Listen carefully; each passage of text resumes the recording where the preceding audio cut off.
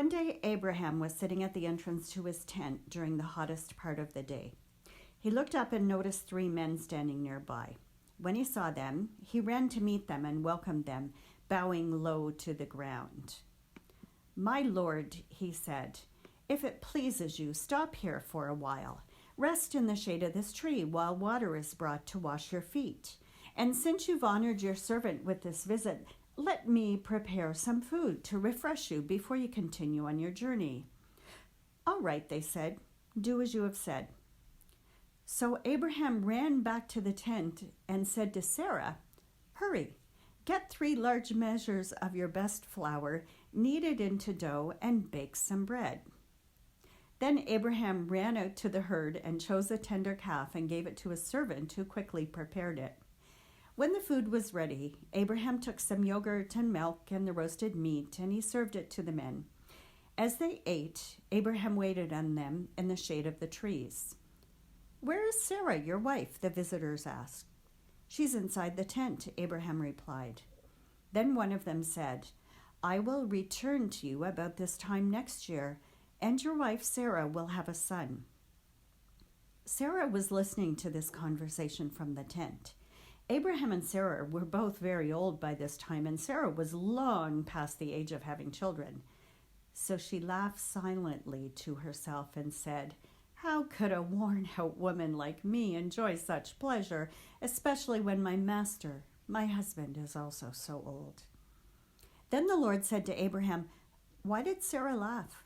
Why did she say, 'Can an old woman like me have a baby?' Is there anything too hard for the Lord? I will return about this time next year, and Sarah will have a son." Sarah was afraid, so she denied it, saying, I didn't laugh." But the Lord said, "No, you did laugh." Well, I don't know about the rest of you, but boy, I sure enjoy a good laugh these days every now and then. When someone forwards something that is absolutely hilarious, or maybe it really isn't, but it's so refreshing just to be able to laugh. Initially today, I thought of the story of Sarah being told she was going to have a child in her old age, because I always think of her reaction to that news, which was to laugh. But today, when I reread the story, I noticed that Abraham actually invites the 3 visitors to remain and have some food, and then he goes into the tent and tells Sarah to take some of her best flour and bake some bread for the visitors. Somehow, in the midst of this pandemic, when everyone I know is baking bread, that just seemed especially funny to me. But also, my feminist blood has been boiling a bit lately. And so, of course, I noticed that the man invites the people to stop and have some food and then asks the woman to get the food ready. But enough of that. It is true that laughter, like any other emotion we experience in life, is a wonderful gift. And there has been research which shows that laughter increases your serotonin, makes you feel better about life, and just generally speaking is a positive thing in your daily existence.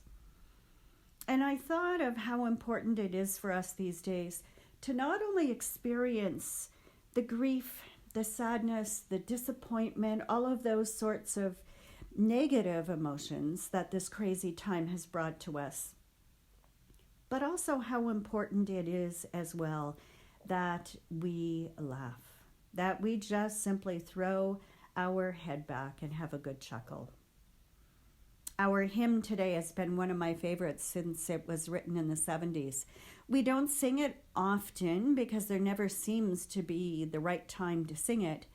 But as I said to folk who were on our Zoom chat this morning, we'll be singing some newer hymns over the next few weeks in these reflection times, because what better time to learn something new? There's no one sitting beside you listening to you sing, so it doesn't matter. In fact, you don't even need to sing. None of the rest of us will know. Just pay attention to the words. Enjoy the music. And who knows, at some point in time, these hymns won't seem so new to us anymore. So over the next few days, try to relax a bit, enjoy the sunshine. When you read the stories of our faith, don't forget your sense of humor, because the Bible is full of things that should make you smile and laugh. And when you hear or see one of those things that you find especially funny, no matter how silly it is, throw your head back and just have a good laugh. I'm pretty sure God will be laughing with you. Remind us, O God, of all of the emotions with which we have been gifted as humans. In these difficult times, give to us moments of laughter, of sheer joy to lift our spirits and draw us closer to you.